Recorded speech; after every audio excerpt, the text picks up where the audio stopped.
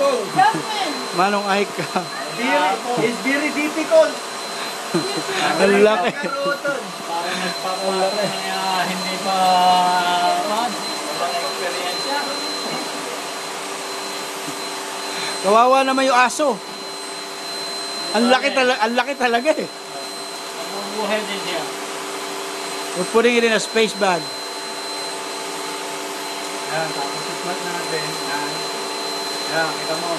Yan, ganyan. Teka, kulang mo ng platong ganyan. Oh. Yan, mamaya magiging flat siya. Sorry, Patrick. Yeah. Sa dulo. Manong Ike. Ha?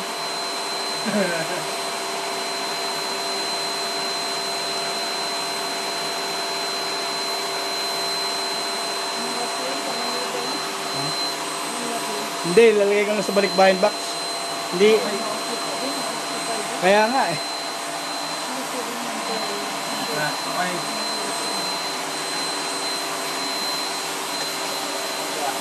Let's see if that really works. Yan mo lang. Nakabukas pa eh. Ha? Sa New York. Bukas pa eh. Sarado mo na. Yan o. Hindi ka nauwi ba dito? Pabalik na lang, bibisitan lang.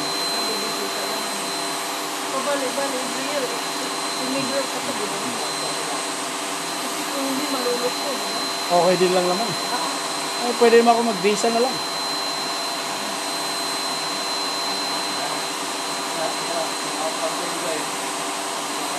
Oo, ito na pwede naman makakuha ko rin ba wala yung pangatawi ko yung ganun dito, di ba? Pag immigrant, Dati nga, mas mabilis o. Oo nga, no? Bilis.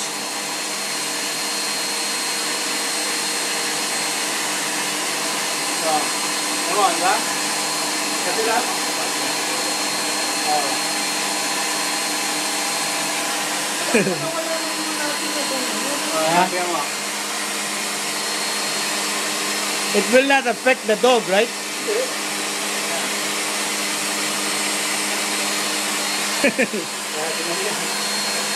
There goes Patrick. Mukha na siyang tapang aso. Dehydrated daw. Diba? Okay na, wala na ata eh.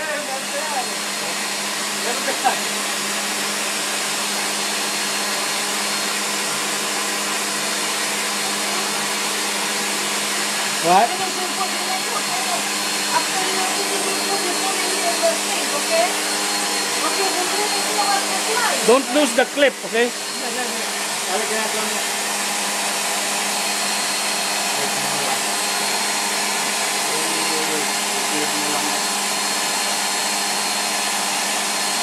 Pagbalik na namin, wala akong madala eh. Ako, wala akong dala. Tatlong bagla ng chicken namin. Pagka-uwi, wala naman akong dala. Anong dadali mo? Kaka? Daing? Maganda ko na lang. Wala lang dadalhin ko pa ulit. Ha? Chicken ko, yung color. Oo nga, steak na lang. Ako rin, iuwi ko. Yan. Okay na. Okay na. Okay.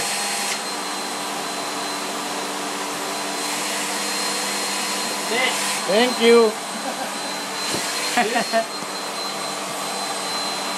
Alright, the space bag works.